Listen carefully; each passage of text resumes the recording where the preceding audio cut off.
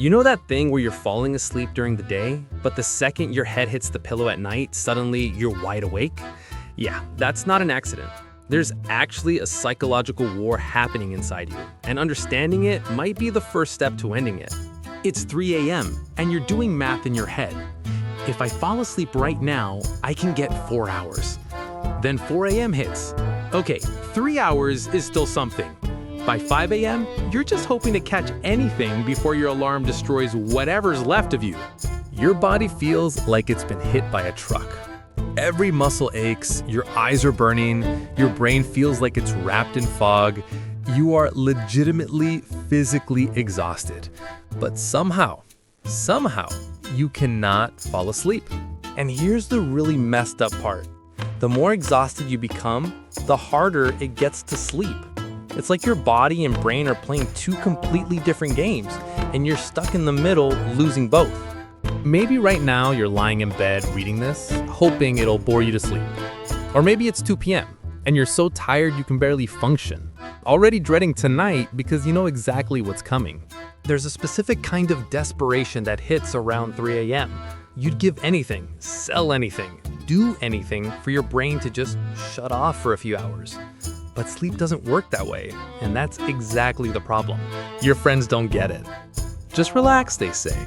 Try meditating. Stop looking at screens.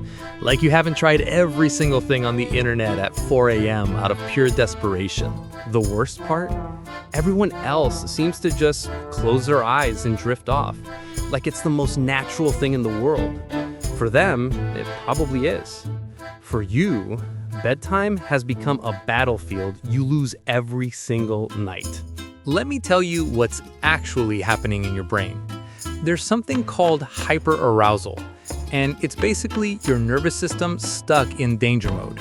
Your body literally can't tell the difference between lying in bed and facing a genuine threat. Think about it. When you're in actual danger, sleep would be stupid, right? If a bear is chasing you, falling asleep would get you killed. So your brain keeps you awake. The problem is, there's no bear. There's just your bedroom. But your nervous system doesn't know that. Your sympathetic nervous system, the fight or flight one, is supposed to turn on for short-term threats and then turn off. But in chronic insomnia, it gets stuck in the on position. You're running on emergency power 24/7. This is why your heart pounds for no reason, why every little sound jolts you, why you're hyper-aware of every uncomfortable position, every wrinkle in the sheets, every tiny sensation. You're not crazy. Your threat detection system is just miscalibrated. And here's where it gets really cruel. This usually starts for a legitimate reason. Maybe a stressful period at work, a breakup, a trauma, a major life change, something that actually warranted staying alert. But long after that threat is gone, the insomnia remains. It's like your brain carved the pathway. Okay, nighttime equals danger. Stay awake. And even when the danger disappears, your brain keeps following that same path because it's now the default route. It became a habit at the neurological level. So now, your bedroom, the place that should signal safety and rest, has become a trigger. You've accidentally trained your brain to associate your bed with frustration, anxiety, and failure. Classical conditioning, except it's working against you. I used to think I was broken, like there was something fundamentally wrong with me that everyone else had figured out. Watching someone fall asleep in minutes feels like watching magic when you can't access it yourself. You start to build your entire identity around this. You become the person who doesn't sleep well. You decline evening invitations, avoid early morning commitments, structure your whole life around a dysfunction you can't escape. And people judge you for being tired. Maybe if you went to bed earlier, have you tried not drinking coffee? As if you're choosing this. As if you're not desperately trying everything to make it stop. Let's talk about what's happening with your hormones because this is important. Your stress hormone cortisol is supposed to peak in the morning and drop at night. In insomniacs, it stays elevated around the clock. Meanwhile, melatonin, your sleep hormone, is supposed to rise as it gets dark, but your overactive nervous system suppresses it.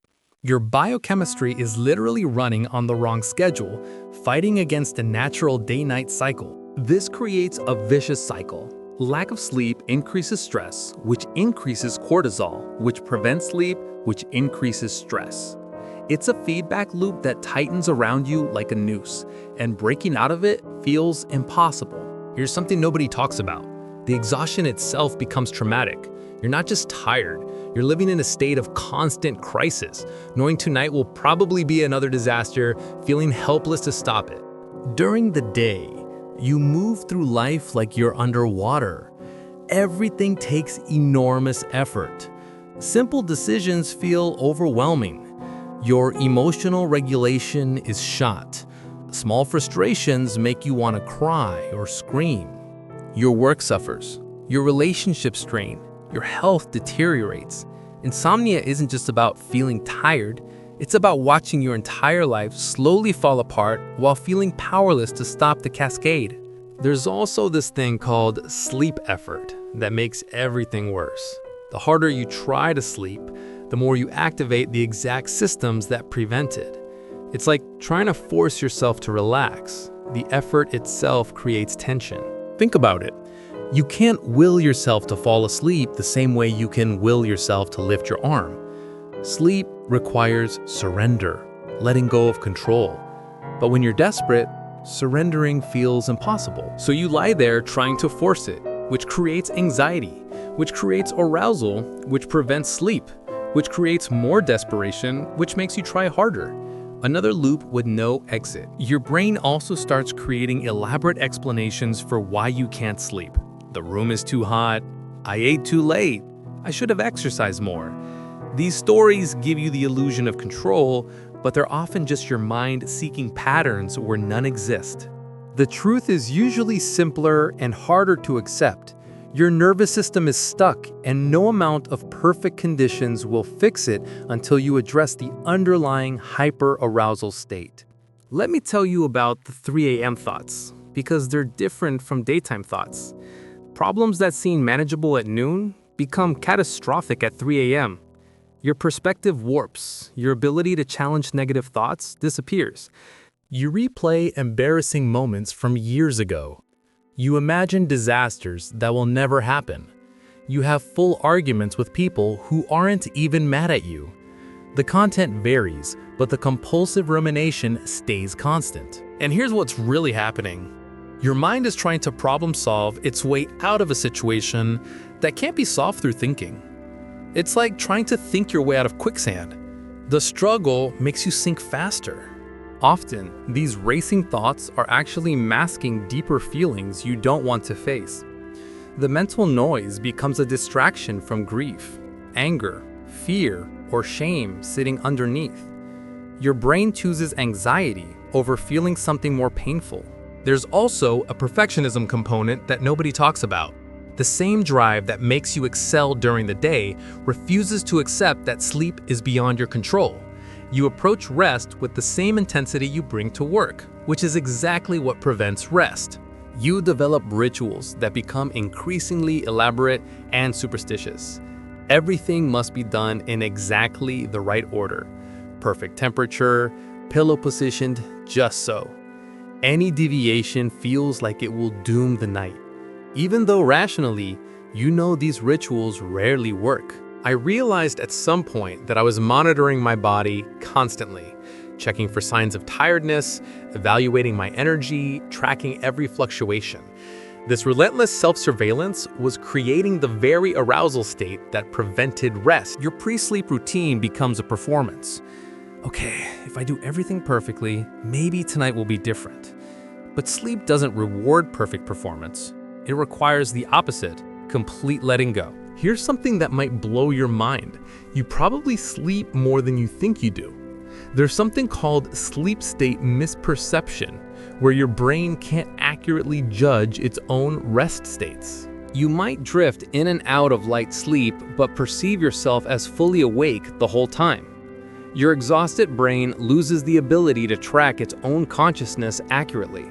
But even knowing this doesn't help, because the suffering feels real regardless. The physical toll is real and measurable. Your blood pressure rises, Your blood sugar regulation gets impaired. Your inflammatory markers increase. The psychological stress of insomnia creates actual physical damage to your cardiovascular and metabolic systems. People ask about sleeping pills, and the answer is complicated. Some help initially but lose effectiveness or create dependency. Others leave you in a drugged state that isn't true rest. You wake up still exhausted, but now with chemicals complicating your natural systems. The economic cost is also real. Reduced productivity, medical expenses, accidents from impaired functioning, missed workdays. You're bearing financial consequences for a condition that feels completely beyond your control. I noticed my insomnia got worse when I felt lack of control in other life areas. Chaotic work, uncertain relationships, unpredictable future, my sleep deteriorated proportionally. The inability to sleep became a physical manifestation of deeper helplessness. There's a particular cruelty in watching the clock change from night to morning. You fought all night for even brief unconsciousness, and now it's time to pretend to be functional. The day arrives as an enemy, demanding performance you can't give.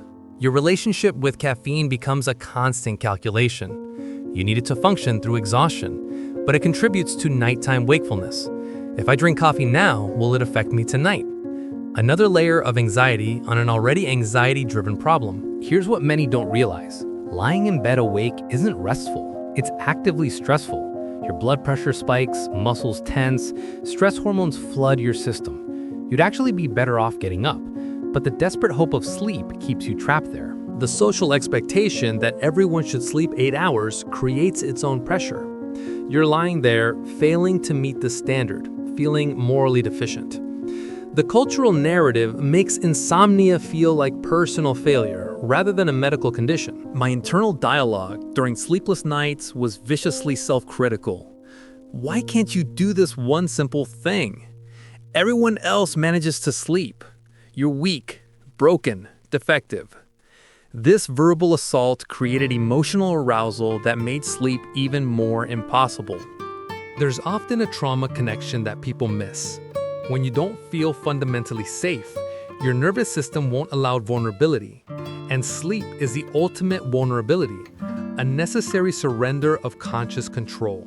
If some part of you doesn't trust that surrender, it will fight sleep with everything it has. This isn't conscious. It's your nervous system making decisions below your awareness, prioritizing survival over rest. Your autonomic nervous system has 2 modes: sympathetic, fight or flight, and parasympathetic, rest and digest. Healthy sleep requires shifting from sympathetic to parasympathetic. Chronic insomniacs stay stuck in sympathetic activation, bodies perpetually ready for threats that don't exist. Think about soldiers coming home from war. Many develop severe insomnia because their nervous systems learn that sleep equals danger. Even in safety, their bodies won't stand down. Civilian insomnia often works the same way, just with different triggers. The concept of sleep hygiene can actually make things worse for chronic insomniacs. You optimize everything: temperature, light, sound, timing, routine, and still can't sleep. This failure of optimization creates additional distress because you're doing everything right, but still suffering. I stopped checking the clock at night, and it helped slightly. Not knowing if it was 1 a.m. or 4 a.m. reduced the anxiety calculation of potential sleep remaining. Removing that information removed one source of arousal. There's often an existential component people don't discuss. In the dark, alone with your thoughts, the silence forces confrontation with questions you avoid during daylight chaos. Sometimes, staying awake is an unconscious attempt to delay this confrontation, to avoid the void that quiet consciousness reveals. It's not about sleep at all. It's about what you're afraid might emerge in the stillness. Medical professionals are increasingly recognizing insomnia as both symptom and disorder. It's not just secondary to depression or anxiety. It can be the primary problem driving other mental health issues. Treating the insomnia directly often improves everything else. But here's what matters most: understanding that this isn't your fault. Your brain isn't broken. It's stuck in a pattern that made sense at some point, And now that pattern has become self-sustaining. The hyperarousal state, the neural pathways, the conditioned responses, the biochemical imbalances. These are real, physical things happening in your body. You're not imagining it. You're not weak. You're dealing with a genuine nervous system dysfunction. And that dysfunction creates real suffering. The exhaustion, the isolation, the feeling of being trapped in your own body while everyone else effortlessly does what you can't. That's legitimately traumatic. Recovery starts with understanding that sleep cannot be forced. This sounds obvious, but it's the hardest thing to accept. The more you try to make sleep happen, the more you activate the systems preventing it. Paradoxically, becoming willing to be awake removes the performance anxiety maintaining wakefulness. When you stop fighting the insomnia and start allowing it to exist without catastrophizing, something shifts. This doesn't mean accepting permanent sleeplessness.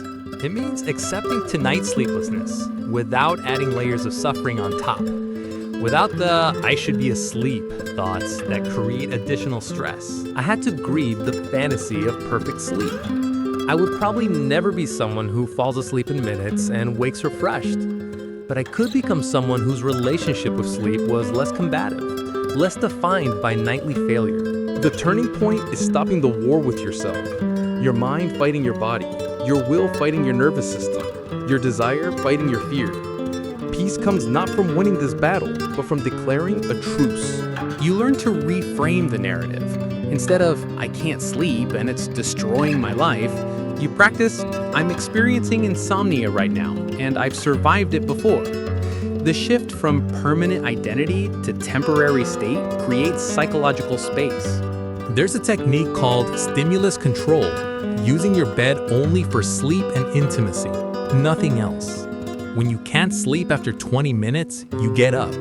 This seems impossible when exhausted, but it retrains your brain to associate bed with sleep rather than frustration.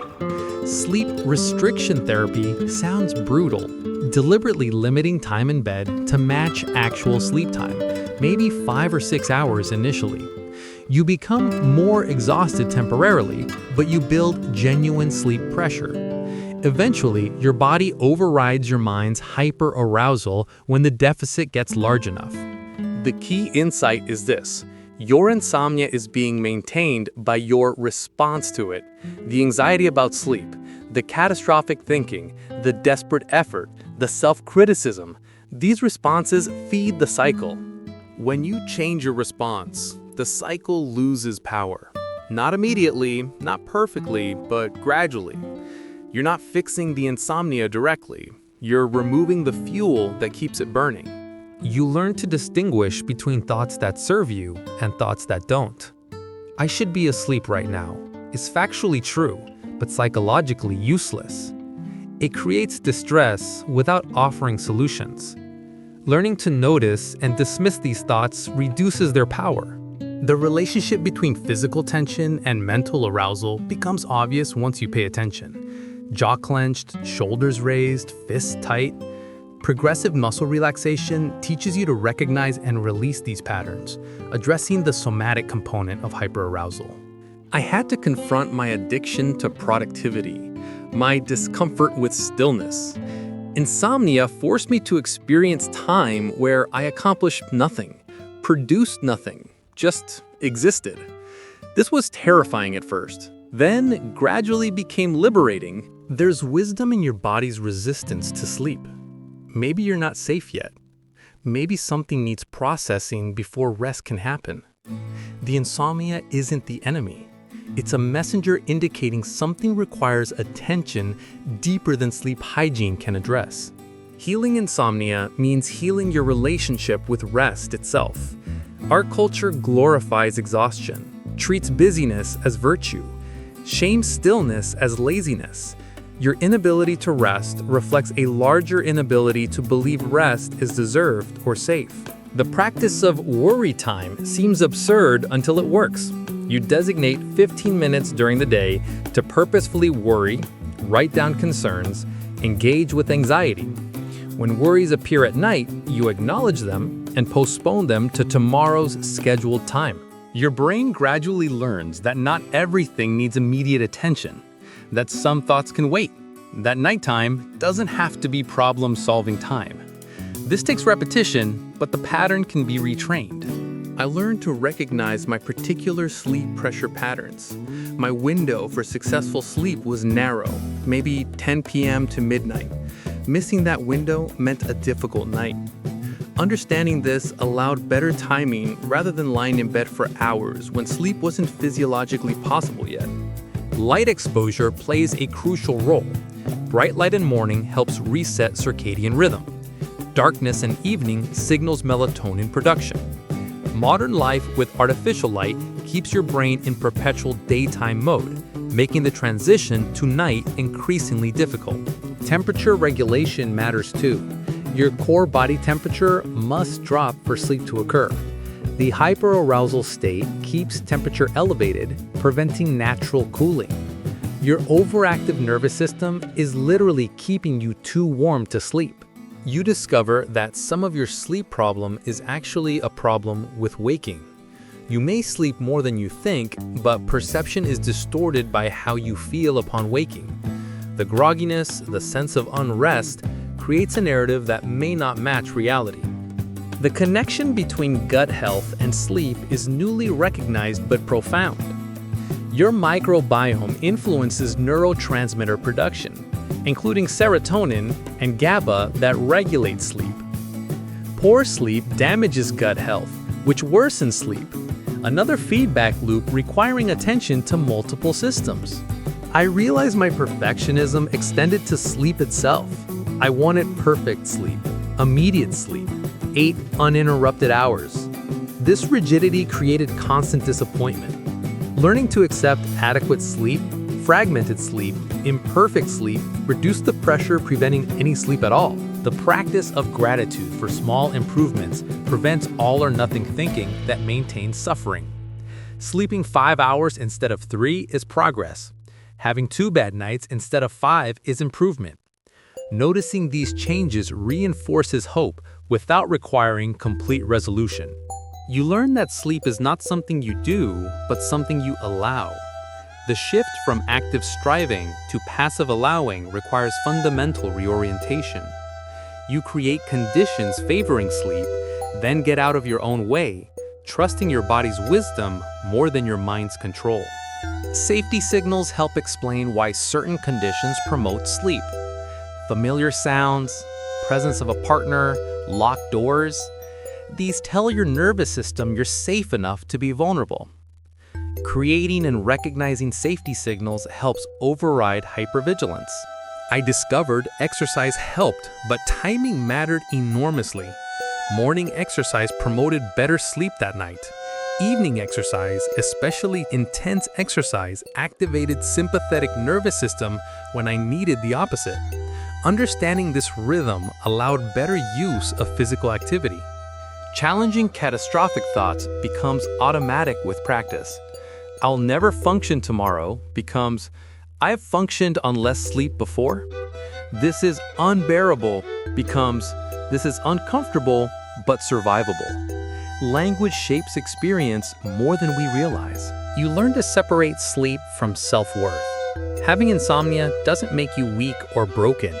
It makes you human, with a particular challenge requiring patience and strategy. The shame around insomnia often causes more suffering than the insomnia itself. There's profound relief in finding others who understand. Support groups reveal you're not alone in this particular hell. Other people are also awake at 3 a.m., also exhausted but wired, also struggling with the same impossible situation. Community doesn't cure insomnia, but it reduces the isolation that amplifies it. Mind-body practices, yoga, tai chi, meditation, address insomnia from a holistic perspective. These don't directly induce sleep, but they reduce overall arousal, teach nervous system regulation, create awareness of the connection between physical state and mental state. I learned to appreciate small moments of rest even without sleep. Lying quietly, breathing deeply, relaxing muscles.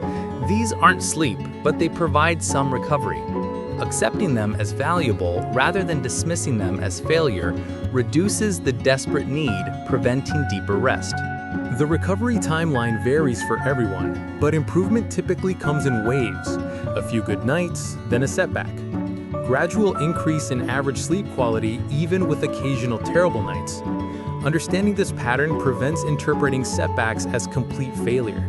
The process isn't linear. You'll have good stretches and terrible stretches. The difference is that terrible nights stop feeling like proof of permanent brokenness. They're just difficult nights, frustrating but survivable, not evidence that you'll never sleep normally again. You discover strength you didn't know you had. Functioning on minimal sleep for extended periods, maintaining responsibilities despite exhaustion, surviving what felt unsurvivable. This requires resilience deserving acknowledgement, even as you work to change the situation. The final realization is that the battle with insomnia was always a battle with yourself. Your mind fighting your body, your will fighting your nervous system, your desire fighting your fear. Peace comes not from winning, but from stopping the fight. You learn that sleep, like life, cannot be perfectly controlled. Some things remain mysterious, operate on their own timeline, resist your best efforts to direct them. Accepting this limitation paradoxically gives you more influence than desperate attempts at control ever did. There will still be nights when sleep eludes you, but now you have different tools.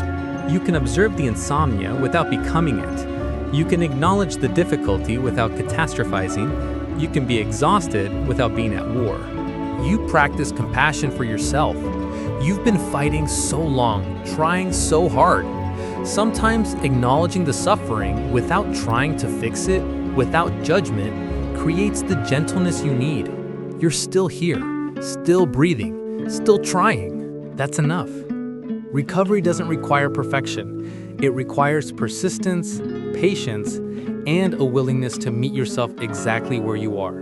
Exhausted but awake, doing your best in an impossibly difficult situation. You are not broken. You're human, dealing with something genuinely hard. And understanding why this happens, why your body won't let you rest even when you're falling apart, is the first step toward finding your way back to sleep. Not perfect sleep, not effortless sleep, but sleep that comes more often than it doesn't. Sleep that feels less like a battle and more like a surrender. That's the goal. That's what's possible. And you can get there.